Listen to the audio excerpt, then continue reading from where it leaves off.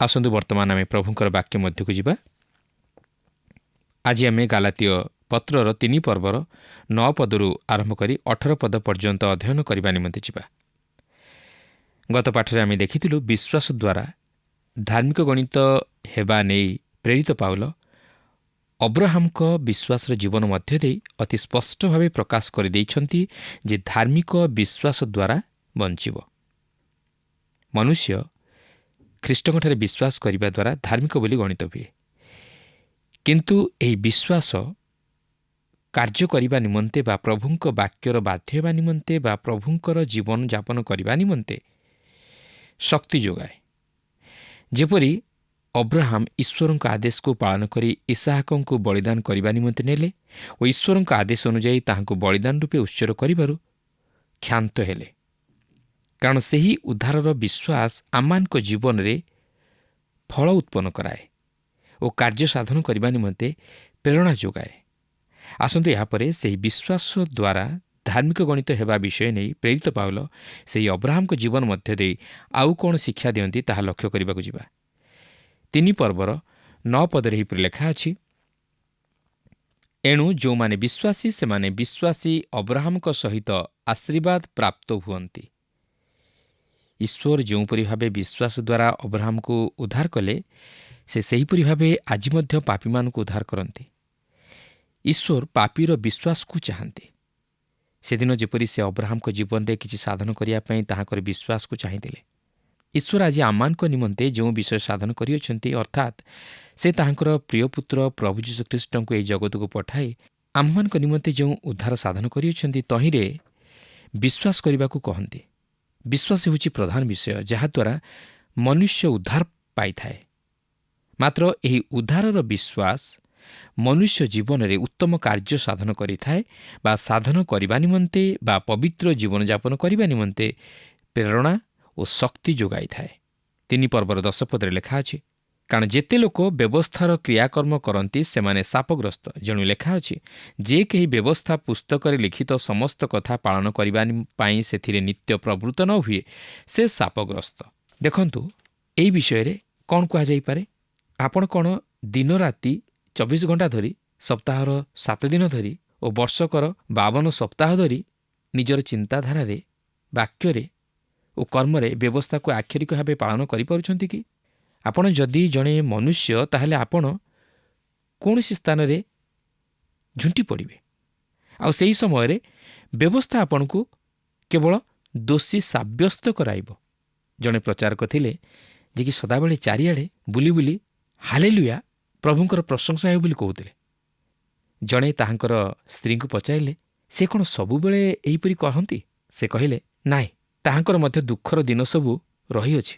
ଠିକ୍ ସେହିପରି ଆମ ସମସ୍ତଙ୍କର ଦୁଃଖର ଦିନ ସବୁ ରହିଅଛି, ନୁହେଁ କି?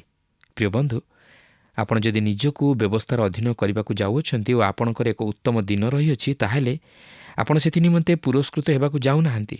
କାରଣ ଆପଣ କେବେ ହେଲେ ସମସ୍ତ ବ୍ୟବସ୍ଥାକୁ ପାଳିପାରିବେ ନାହିଁ। ଆପଣ କୌଣସି ନା କୌଣସି କ୍ଷେତ୍ରରେ ବିଫଳ ହେବେ ଓ ତଦ୍ୱାରା ଆପଣ ବିଚାରିତ ହେବେ। ଆପଣ ଦେଖନ୍ତୁ, ବ୍ୟବସ୍ଥା ଆପଣଙ୍କୁ ପୁରସ୍କୃତ କରେ ନାହିଁ। ଏହା ଆପଣଙ୍କୁ ଜୀବନ ଦେଇପାରିବ ନାହିଁ। ବ୍ୟବସ୍ଥା ଆପଣଙ୍କୁ ପଙ୍ଗୁ କରିଦିଏ। କିନ୍ତୁ ବିଶ୍ୱାସ ଆପଣଙ୍କୁ କିଛି ପ୍ରଦାନ କରେ। ଏହା ଆପଣଙ୍କୁ ଜୀବନ ଦିଏ। ଦେଖନ୍ତୁ, ବ୍ୟବସ୍ଥା ଆପଣଙ୍କୁ ଶାପଗ୍ରସ୍ତ କରାଏ। ଆପଣ କେବେ ହେଲେ ବ୍ୟବସ୍ଥା ଅନୁଯାୟୀ ପ୍ରତି କ୍ଷେତ୍ରରେ ବା ପ୍ରତି ଅବସ୍ଥାରେ ବା ପ୍ରତି ସମୟରେ ସତର୍କ ଜୀବନ ବା ପବିତ୍ର ଜୀବନଯାପନ କରିପାରିବେ ନାହିଁ। ଏହା ନିରାଟ ସତ୍ୟ। ଆପଣ ଯେମିତି ହେଲେ ଭୁଲ କରି ବସିବେ। ଯଦି ଆପଣ ଭୁଲ କରି ବସନ୍ତି, ତାହେଲେ ଆପଣ ବ୍ୟବସ୍ଥା ଅନୁଯାୟୀ କ'ଣ ହେବେ? ଶାପଗ୍ରସ୍ତ ହେବେ।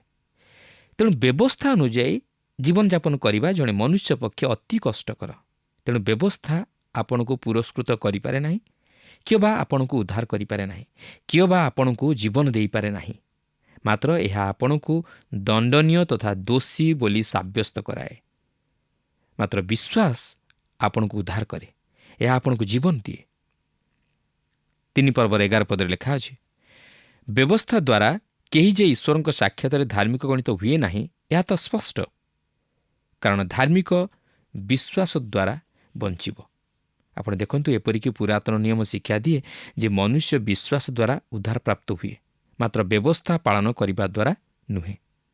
ପବିତ୍ର ଧର୍ମଶାସ୍ତ୍ର ମଧ୍ୟରେ କୌଣସି ସ୍ଥାନରେ ଲେଖା ନାହିଁ ଯେ କୌଣସି ବ୍ୟକ୍ତି ବ୍ୟବସ୍ଥା ପାଳନ ହେତୁ ଧାର୍ମିକ ବୋଲି ବିବେଚିତ ହୋଇଅଛି।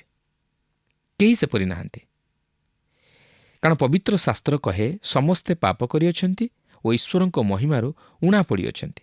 ତେଣୁକରି ଈଶ୍ୱର ସେହି ବ୍ୟବସ୍ଥା ଯୁଗରେ ମଧ୍ୟ ଉଦ୍ଧାରର ନିମନ୍ତେ ବଳିଦାନର ଉପାୟ ପ୍ରସ୍ତୁତ କରି ରଖିଥିଲେ, ଯାହାକି ପ୍ରଭୁ ଯୀଶୁଖ୍ରୀଷ୍ଟଙ୍କ ପ୍ରତି ଅଙ୍ଗୁଳି ନିର୍ଦ୍ଦେଶ କରେ। କାରଣ କୌଣସି ବ୍ୟକ୍ତି ସେହି ମୂଷାଙ୍କ ବ୍ୟବସ୍ଥା ଅନୁଯାୟୀ ଜୀବନଯାପନ କରିବା ନିମନ୍ତେ ସମର୍ଥ ହୋଇପାରିଲେ ନାହିଁ। ତେଣୁକରି ଈଶ୍ୱର ତାହାଙ୍କର ଅସୀମ ଦୟା ଓ ଅନୁଗ୍ରହ ଦ୍ୱାରା ସେହି ବଳିଦାନର ମଧ୍ୟ ଦେଇ ଉଦ୍ଧାର ସାଧନ କଲେ। ତେଣୁକରି ହବକୁକ 2:4 ଲେଖା ଅଛି, ମାତ୍ର ଧାର୍ମିକ ଲୋକ ଆପଣା ବିଶ୍ୱାସ ଦ୍ୱାରା ବଞ୍ଚିବ।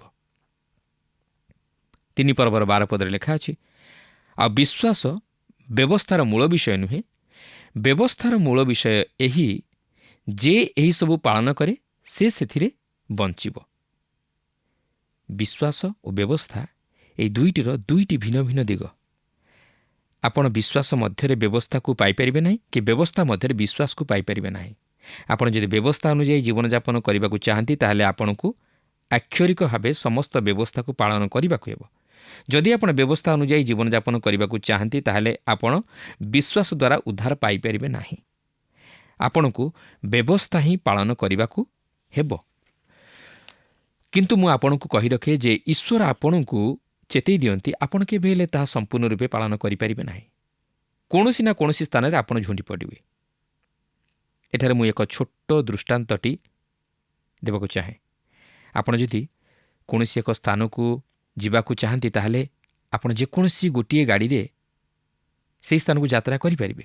କିନ୍ତୁ ଆପଣ ଯଦି ଟ୍ରେନରେ ବସି ବସ୍ରେ ଯିବାକୁ ଚାହିଁବେ, ତାହେଲେ ଆପଣ କେବେ ହେଲେ ଟ୍ରେନ୍ ଓ ବସ୍ ଉଭୟ ଗାଡ଼ିରେ ଏକ ସମୟରେ ଯାତ୍ରା କରିପାରିବେ ନାହିଁ। ଆପଣଙ୍କୁ ଯେକୌଣସି ଗୋଟିକୁ ପସନ୍ଦ କରିବାକୁ ହେବ, କାରଣ ଟ୍ରେନ୍ର ପଥ ଅଲଗା ଓ ବସ୍ର ପଥ ଅଲଗା। ଠିକ୍ ସେହିପରି ବିଶ୍ୱାସ ଓ ବ୍ୟବସ୍ଥା ମଧ୍ୟରେ ଭିନ୍ନତା ରହିଅଛି। କିନ୍ତୁ ଦୁଃଖର ବିଷୟ ହେଉଛି, କୌଣସି ମନୁଷ୍ୟ ବ୍ୟବସ୍ଥା ଅନୁଯାୟୀ ସମସ୍ତ ଧର୍ମକର୍ମ ସାଧନ କରି ଧାର୍ମିକ ଗଣିତ ହୋଇପାରିବ ନାହିଁ। ଆପଣ ଜାଣିଥିବେ ଯେ ମୂଷାଙ୍କ ବ୍ୟବସ୍ଥାର ମୁଖ୍ୟ ବିଷୟ ଥିଲା ବଳିଦାନ। ମୂଷା ଆନନ୍ଦିତ ଥିଲେ ଯେ ଈଶ୍ୱର ଏପରିକି ବ୍ୟବସ୍ଥାର ଅଧୀନରେ ଥିବା ଲୋକମାନଙ୍କୁ ଦୟା ଓ ଅନୁଗ୍ରହ ଦେଖାଇ ପାରନ୍ତି। ଦେଖନ୍ତୁ, 3:13 ଓ 14 ଏହିପରି ଲେଖା ଅଛି, ଯୀଶୁଖ୍ରୀଷ୍ଟଙ୍କ ହେତୁ ଅବ୍ରାହମଙ୍କର ଆଶୀର୍ବାଦ ଯେପରି ବିଜାତିମାନଙ୍କ ପ୍ରତି ବର୍ତ୍ତେ, ପୁଣି ଆମ୍ଭେମାନେ ଯେପରି ବିଶ୍ୱାସ ହେତୁ ପ୍ରତିଜ୍ଞାତ ଆତ୍ମା ପ୍ରାପ୍ତ ହେଉ, ଏଥିପାଇଁ ଖ୍ରୀଷ୍ଟ ଆମମାନଙ୍କ ନିମନ୍ତେ ଅଭିଶପ୍ତ ହୋଇ ବ୍ୟବସ୍ଥାର ଅଭିଶାପରୁ ମୂଲ୍ୟ ଦେଇ ଆମ୍ଭମାନଙ୍କୁ ମୁକ୍ତ କଲେ। କାରଣ ଲେଖା ଅଛି, ଯେ କେହି ଖୁଣ୍ଟରେ ଟଙ୍ଗାଯାଏ ସେ ଅଭିଶପ୍ତ। ପ୍ରକୃତରେ ଖ୍ରୀଷ୍ଟ ଆମମାନଙ୍କୁ ବ୍ୟବସ୍ଥାର ଅଭିଶାପରୁ ମୁକ୍ତ କରିଅଛନ୍ତି, କାରଣ ସେହି ମୂଷାଙ୍କ ବ୍ୟବସ୍ଥା ଆମ୍ଭମାନଙ୍କୁ ଦୋଷୀ କରାଏ। ମାତ୍ର ଖ୍ରୀଷ୍ଟ ଆମମାନଙ୍କୁ ଏହି ମୂଷାଙ୍କ ବ୍ୟବସ୍ଥାର ଦଣ୍ଡରୁ ମୁକ୍ତ କରିଅଛନ୍ତି। କିନ୍ତୁ କିପରି? ଆମ୍ଭମାନଙ୍କ ନିମନ୍ତେ ସେହି ଅଭିଶାପ ଜନିତ ମୃତ୍ୟୁକୁ ବହନ କରି। କାରଣ ଲେଖା ଅଛି, ଯେ କେହି ଖୁଣ୍ଟରେ ଟଙ୍ଗାଯାଏ ସେ ଅଭିଶପ୍ତ। ଏହି ଉକ୍ତି ସେହି ପୁରାତନ ନିୟମରୁ ଉଦ୍ଧୃତ ହୋଇଅଛି। ତେବେ ସେ ସେହିପରି ଟଙ୍ଗାଯିବାର କେତେକ କାରଣ ଥିଲା। ପ୍ରଥମତଃ, ଇସ୍ରାଏଲ ସନ୍ତାନଗଣ ଅପରାଧୀକୁ ସେହିପରି ସର୍ବସାକ୍ଷାତରେ ବୃକ୍ଷରେ ନ ଟଙ୍ଗାଇ ତାହାକୁ ପଥର ଫୋପାଡ଼ି ମାରୁଥିଲେ। କିନ୍ତୁ ଦ୍ୱିତୀୟ ବିବରଣ 11:22 ଓ 23 ଅନୁଯାୟୀ ସେମାନେ ସେହି ଅପରାଧୀକୁ ବୃକ୍ଷରେ ଟଙ୍ଗାଇବାକୁ ଥିଲା, ଯେପରି ସମସ୍ତେ ତାହା ଦେଖି ସଚେତନ ହେବେ। ଦେଖନ୍ତୁ, ଦ୍ୱିତୀୟ ବିବରଣ 21:22 ଓ 23 ଏହିପରି ଲେଖା ଅଛି, ଆଉ କୌଣସି ମନୁଷ୍ୟ ମୃତ୍ୟୁଯୋଗ୍ୟ ପାପ କରେ, ଯେବେ ତାହାର ପ୍ରାଣଦଣ୍ଡ ହୁଏ ଓ ତୁମ୍ଭେ ତାହାକୁ ବୃକ୍ଷରେ ଟଙ୍ଗାଇ ଦିଅ, ତେବେ ତାହାର ଶବ ରାତ୍ରିଯାକ ବୃକ୍ଷରେ ଟଙ୍ଗା ହୋଇ ରହିବ ନାହିଁ। ମାତ୍ର ତୁମ୍ଭେ କୌଣସି ପ୍ରକାରେ ସେହିଦିନ ତାହାକୁ କବର ଦେବ। କାରଣ ଯେ ଟଙ୍ଗାଯାଏ ସେ ପରମେଶ୍ୱରଙ୍କ ଅଭିଶାପ ପାତ୍ର।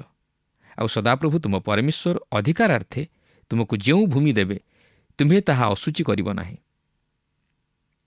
ତାହା ହେଉଛି ଯେ ଯଦି ସେ ଏକ ଜଘନ୍ୟ ଅପରାଧ କରିଅଛି ଓ ପ୍ରସ୍ତାରାଘାତରେ ମରିଅଛି, ତାହେଲେ ତାହାର ଶରୀର ବୃକ୍ଷରେ ଟଙ୍ଗାଇ ଦିଆଯିବ, ଯେପରି ତାହା ଅନେକଙ୍କର ଦୃଷ୍ଟିଗୋଚର ହୁଏ। କିନ୍ତୁ ଏହାକୁ ସେଠାରେ ସାରା ରାତି ରଖାଯାଉନଥିଲା।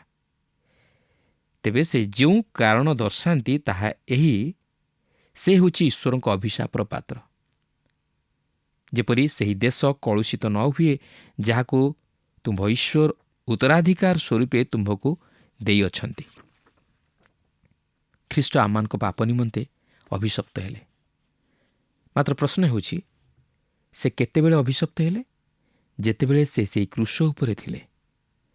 ମାତ୍ର ପ୍ରଥମ 3 ଘଣ୍ଟା ସମୟରେ ନୁହେଁ, କାରଣ ସେହି ସମୟରେ ସେ ନିଜକୁ ନିଖୁନ୍ତ ରୂପେ ଉତ୍ସର୍ଗ କରିଥିଲେ। ମାତ୍ର ସେ ସେହି ଶେଷ 3 ଘଣ୍ଟା ସମୟରେ ଆମମାନଙ୍କ ନିମନ୍ତେ ଅଭିଶପ୍ତ ହେଲେ, କାରଣ ସେ ଆମମାନଙ୍କ ପାପ ସବୁ ବହନ କରି ସେହି କ୍ରୁଶରେ ତାହା ସବୁ ହତ କଲେ। ସେ ସେହି ବୃକ୍ଷରେ ଟଙ୍ଗାଗଲେ, ଅର୍ଥାତ୍ ମୃତ୍ୟୁର ବୃକ୍ଷରେ ଟଙ୍ଗାଗଲେ, ଯେପରି ଆପଣଙ୍କ ନିମନ୍ତେ ଓ ମୋ ନିମନ୍ତେ ଏହାକୁ ଜୀବନର ବୃକ୍ଷରେ ପରିଣତ କରିବାକୁ ପାରନ୍ତି। ତେବେ ଗାଲାତୀୟ 3 ପର୍ବର 14 ପଦରେ ଲେଖା ଅଛି, ଏଥିପାଇଁ ଖ୍ରୀଷ୍ଟ ଆମମାନଙ୍କ ନିମନ୍ତେ ଅଭିଶପ୍ତ ହୋଇ ବ୍ୟବସ୍ଥାର ଅଭିଶାପରୁ ମୂଲ୍ୟ ଦେଇ ଆମମାନଙ୍କୁ ମୁକ୍ତ କଲେ, କାରଣ ଲେଖା ଅଛି, ଯେ କେହି ଖୁଣ୍ଟରେ ଟଙ୍ଗାଯାଏ ସେ ଅଭିଶପ୍ତ। ଦୀର୍ଘ 1500 ବର୍ଷ ଧରି ଇସ୍ରାଏଲ ବ୍ୟବସ୍ଥା ପ୍ରାପ୍ତ ହୋଇଥିଲେ, ମାତ୍ର ସେ ସେହି ବ୍ୟବସ୍ଥା ଅନୁଯାୟୀ ଜୀବନଯାପନ କରିବା ନିମନ୍ତେ ବିଫଳ ହେଲା। ପ୍ରେରିତ 15 ପର୍ବରେ ସେହି ଜେରୁସାଲେମର ମହାସଭା ନିକଟରେ ପ୍ରେରିତ ପିତର ସ୍ପଷ୍ଟ ଭାବେ ପ୍ରକାଶ କରି କହନ୍ତି ଯେ, ଯେଉଁ ଜୁଆଳି ଆମମାନଙ୍କ ପିତୃପୁରୁଷ ଓ ଆମମାନେ ବହିବାକୁ ଅକ୍ଷମ ହେଲୁ, ସେହି ଜୁଆଳି ଶିଷ୍ୟମାନଙ୍କ କାନ୍ଧରେ ଦେଇ କାହିଁକି ଆପଣମାନେ ଈଶ୍ୱରଙ୍କୁ ପରୀକ୍ଷା କରୁଅଛନ୍ତି? ଅର୍ଥାତ୍ ସେ କହିବାକୁ ଚାହାନ୍ତି, ଆମ୍ଭେମାନେ ଓ ଆମ୍ଭମାନଙ୍କ ପିତୃପୁରୁଷ ଯଦି ବ୍ୟବସ୍ଥା ପାଳନ କରିବା ନିମନ୍ତେ ଅସମର୍ଥ ହେଲୁ, ତାହେଲେ ବିଜାତୀୟ ଖ୍ରୀଷ୍ଟ ବିଶ୍ୱାସୀମାନେ ମଧ୍ୟ ଅସମର୍ଥ ହେବେ। ତେଣୁକରି ଖ୍ରୀଷ୍ଟ ଆମମାନଙ୍କ ସ୍ଥାନରେ ନିଜେ ବଳୀକୃତ ହେଲେ, ଯେପରି ବ୍ୟବସ୍ଥା ଯାହା ସାଧନ କରି ନ ପାରିଲା, ଖ୍ରୀଷ୍ଟ ତାହା ସାଧନ କରିବାକୁ ପାରିଲେ ଓ ତାହାଙ୍କଠାରେ ବିଶ୍ୱାସ କରିବା ଦ୍ୱାରା ଆମ୍ଭେମାନେ ଉଦ୍ଧାରପ୍ରାପ୍ତ ହେଉ। ଏହି ଅନୁଗ୍ରହର ଯୁଗରେ ପବିତ୍ର ଆତ୍ମା ଆମମାନଙ୍କ ନିମନ୍ତେ ଏକ ମହା ଅନୁଗ୍ରହର ଦାନ।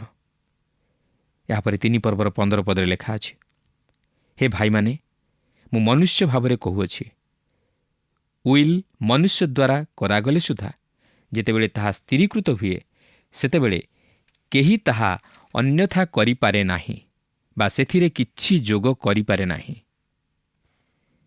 ଏହା ମଧ୍ୟ ସତ୍ୟ।